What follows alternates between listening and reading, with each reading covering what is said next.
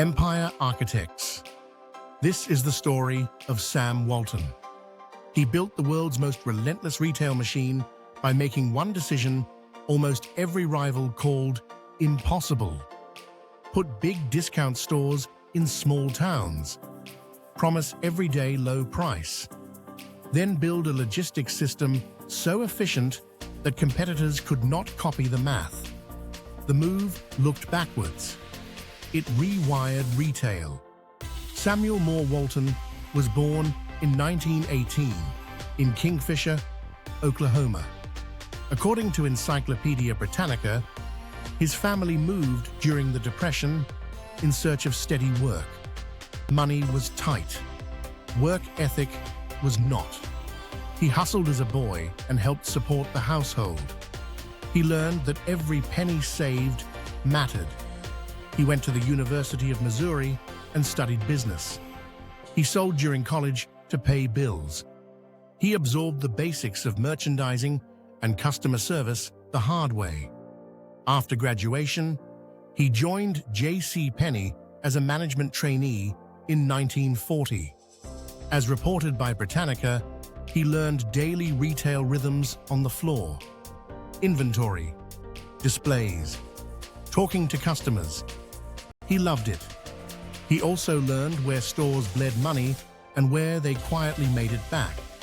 World War II pulled him into service. He worked in the army in logistics and security roles.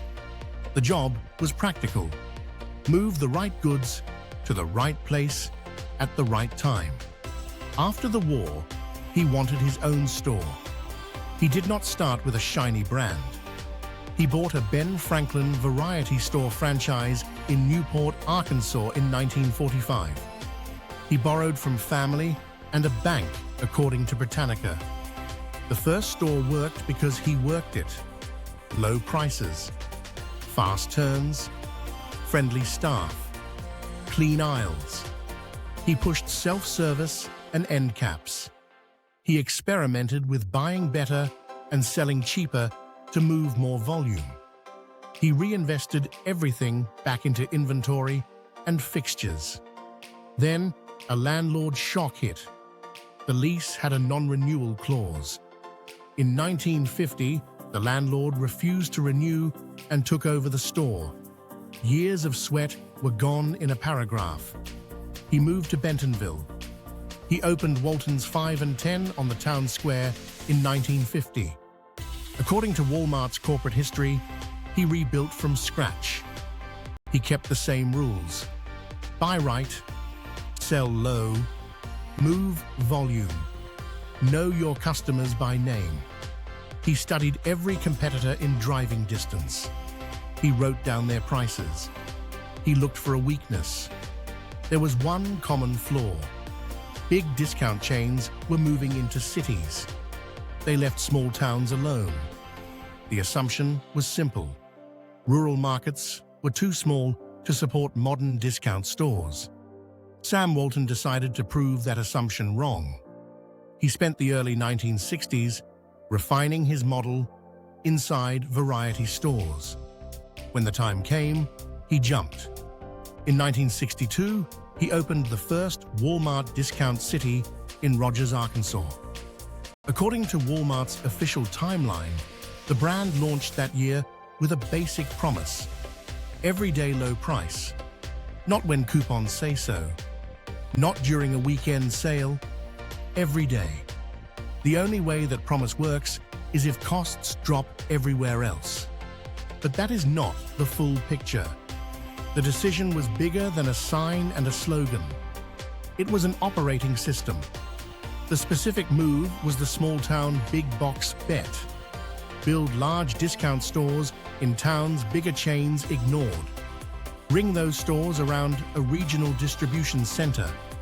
Own the trucking fleet. Install information systems to keep shelves stocked with less inventory. Turn the wheels faster than anyone. Pass the savings through as everyday low price. The contrarian insight was blunt.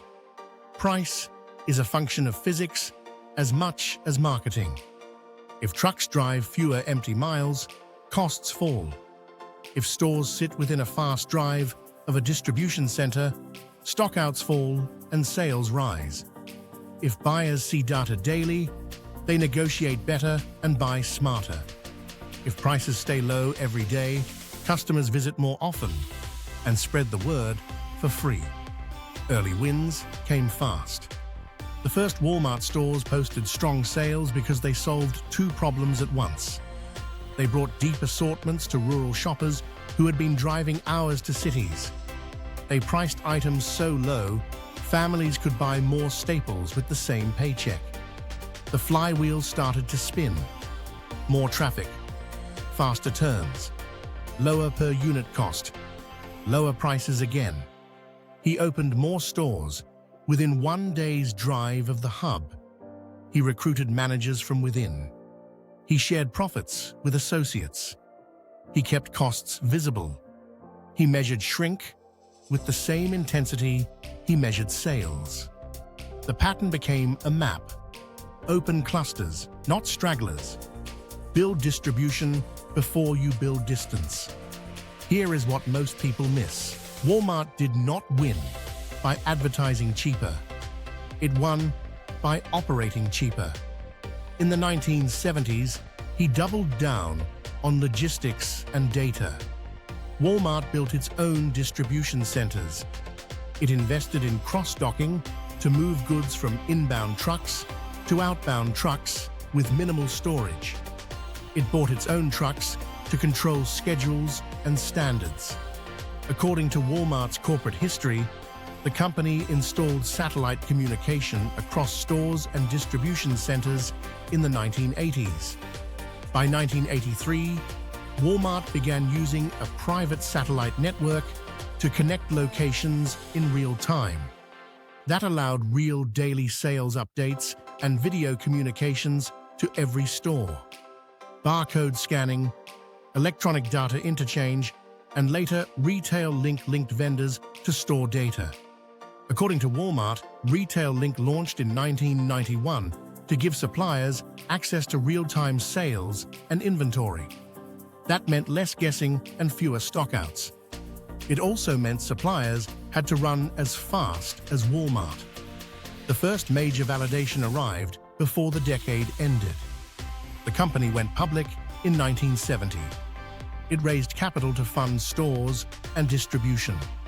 Growth accelerated across the South and Midwest. By 1991, Walmart had become the largest retailer in the United States, as reported by Encyclopaedia Britannica. The path seemed inevitable from the outside. Inside, it was held together by discipline. Then, the pressure mounted. Rival chains were larger and richer. Kmart and Sears were household names. Discounters tightened promotions to defend share. Inflation and oil shocks raised costs. The 1980s brought the first experiments with Supercenters that combined general merchandise and groceries. Grocery is low margin. It required fresh distribution and strict standards. Adding that complexity could have broken the system. What happened next surprised everyone. The system got stronger. The major crisis was not one day. It was a series of bets that could have outgrown cash and talent. The stakes were clear. If Walmart built distribution too fast, it could choke on costs. If it built too slow, rivals could box it in around cities. If it failed at groceries, supercenters could sink profits across the chain. If technology bets failed, the company would be weighed down by equipment instead of lifted by information. The way through was the same as the way up. Keep the loop tight. Keep the map tight. Build the next ring only when the last ring worked. Store managers were taught to treat every dollar as their dollar. According to company histories, Sam Walton drove frugality into every corner. Associates flew coach and often drove. Home office officers were modest. Vendor meetings were informal but numbers-driven. The culture policed waste because the math required it. Uncertainty remained.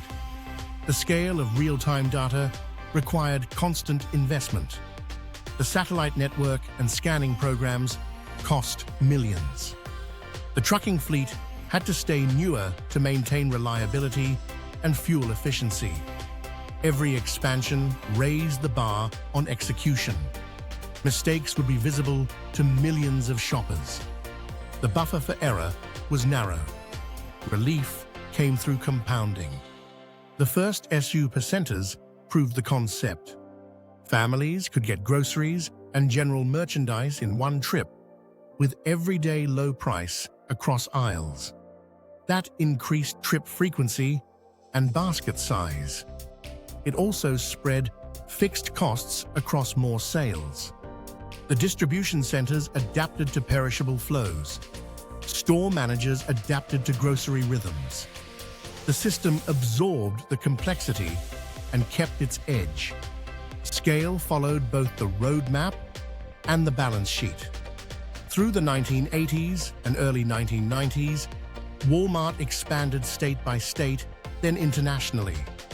According to Britannica, the company opened Sam's Club in 1983 to serve small businesses and families in bulk. It launched Supercenters in 1988. By the early 1990s, Walmart operated thousands of stores and had become the largest retailer in the nation. The company continued to expand into Mexico, Canada, and beyond, as recorded by Walmart's corporate history. The empire now stretched across continents. The core design remained visible. Stores were still clustered around distribution hubs. Private fleets still moved goods on tight schedules. Information still guided decisions daily.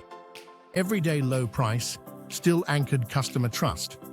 But that is not the full picture. The most important part of this story is how one decision set the rails for every other move. Sam Walton chose small towns when big brands chose cities. He chose everyday low price when rivals chose sales and coupons. He chose to own logistics when others outsourced it. He chose to wire the company early when others waited. Each choice looked expensive in the moment. Together, they created a cost advantage that lasted decades. The lessons are clear. First, choose the customer others ignore. Rural shoppers wanted selection and value as much as city shoppers. When one brand makes the effort first, loyalty runs deep. Second, build the machine behind the promise. Everyday low price dies without logistics and data. Owning the fleet, the hubs, and the information flow is not glamorous. It is the advantage. Third, map growth to physics. Distance costs money. Clustering stores around distribution is not a slogan. It is a fuel bill. Every extra mile has a price. Fourth, force simplicity into culture. Frugality and speed are habits. Leadership must remove waste publicly and praise thrift loudly, or the habits fade. It was not luck. It was a repeatable system. According to Encyclopaedia Britannica, Walmart passed every rival by 1991 because its unit costs kept falling as its scale rose. The company used technology, logistics, and a relentless culture to pass savings to customers and still earn profits. The loop held through inflation, oil shocks, new formats, and new geographies. Can this work today? Yes, under new names. E-commerce players build fulfillment networks and last-mile routes the way Walmart built highway hubs. The same rules apply. Lower the unit cost of a delivery. Keep the promise simple. Use data to raise turns and lower waste. Build rings around hubs. Expand only when the ring works. Sam Walton died in 1992. According to Britannica, he received the Presidential Medal of Freedom that year. The company he built kept growing. Walmart's investor materials and corporate history show continued expansion into supercenters, international markets, and e-commerce. The empire is visible in distribution centers, private trailers, barcode scanners, and in a simple sign in thousands of towns. Always low prices. Every day. The choice that unlocked it all was the small-town big-box bet backed by logistics. One decision, one map, one culture. A retail empire that still runs on that code. If you enjoyed learning about this empire builder's journey and you're interested in building your own empire, there's something you need to know. Sam Walton and 78% of the Forbes 400 use a specific strategy to build massive businesses and multiply their wealth systematically. But here's what most people miss. There is a pattern, a strategy hiding in plain sight. The Forbes 400 know it, they exploit it, they have built fortunes with it, and it has been hidden from mainstream business education for decades. First link in the description reveals what the titans of industry do not talk about publicly. Watch it next. 10 minutes that could change everything.